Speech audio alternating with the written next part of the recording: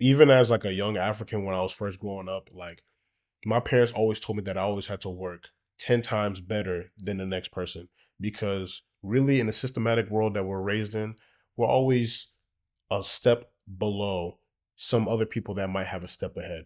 So we always had to work twice as hard. When I first started off, I was one of the most gifted people in my classes, but I was always having issues in terms of like communicating with my teacher in terms of like speaking because I was always speaking at a turn.